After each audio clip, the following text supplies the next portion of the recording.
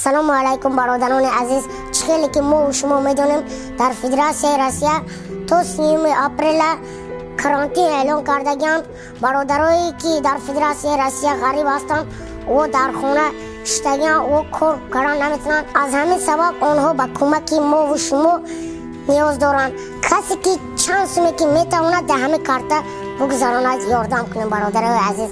التماس کسایی که ای تاجیکستان در همین کارت سوم گذراندن نمیتواند میتوانید که در همین شات نامیر سوم گذرانید. خصوصا مرا غریبچه‌ها بسیار دستگیری کردگیند.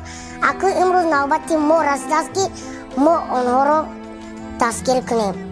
بیایم برادرای عزیز در پناه الله غریبچه‌ها.